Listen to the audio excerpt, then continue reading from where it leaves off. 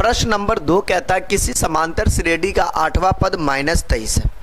लो भाई इस क्वेश्चन को पढ़ लो। दूसरा नंबर क्वेश्चन है, कहता है 8वां पद -23 है। ठीक है, 8वां पद -23, 12वां पद -39। 12वां पद कितना बाबू? 12वां पद -39 है। और तो श्रेणी लिखिए। तो क्या बोल रहा भाई? श्रेणी लिखिए। पहली बात तो 8वां पद कहना है, बोलेंगे सर जी 8वां पद हमारा जो है -23 है। तो a प्लस का 8 माइनस का 1 इंटू का d। भाई d तो पता ही नहीं है, बोलेंगे जी हाँ माइनस का 23। तो a और 8 में से गया तो बाबू 7d माइनस का 23, समीकरण का 1। t 12 हमारा जो है बाबू वो माइनस का 39 है। अगर मैं इनको तोड़ता हूँ तो आप बोलोगे गुरुजी कैसे तोड़िएगा?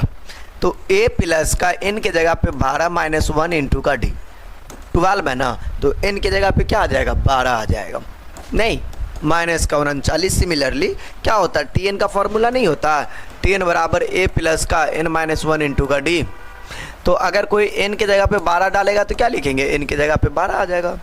तो a प्लस का 12 में से गया तो 11d माइनस का 39, समीकरण का 2। अब घटा दो, समीकरण का 1 माइनस का 2 कर दो, रिजल्ट ऑटोमेटिक आपके सामने है। अगर अपन ऐसा कर देते तो क्या आएगा? बोलेंगे सर जी a प्लस का जो है 7d है बराबर का -23 है, a प्लस का 11d है बराबर का माइनस का 39 है। बोलेंगे सर घटाइए।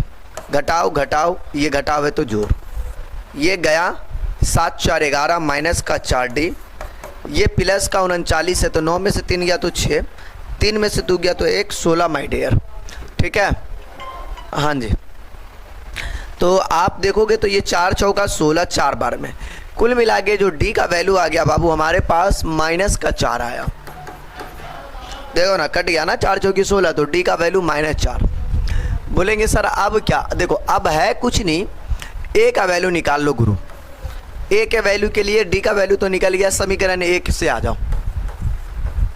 समीकरण 1 से, समीकरण 1 से आओगे तो a प्लस का 7 d के जगह पे -4 बराबर का -23, 7 चौका 28 बराबर का माइनस का 23, तो a बराबर बाबू -23, ये जाएगा तो प्लस का 28।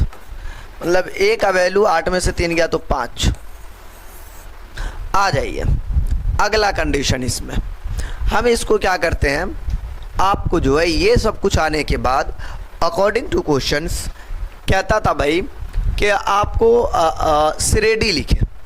तो श्रेणी लिखने का तरीका ये है माय डियर कि आपकी जो श्रेणी होगी वो श्रेणी का जो रूप होता बाबू कैसा होता देख लो। हाँ जी, कभी सुने हो रूप तेरा मस्ताना?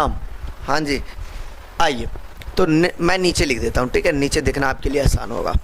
श्रेणी का जो मतलब हुआ बाबू, एक a होता है, a प्लस का d होता है, ऐसा ही a प्लस का 2d, a प्लस का 3d dot dot dot dot dot ऐसे चलेगा।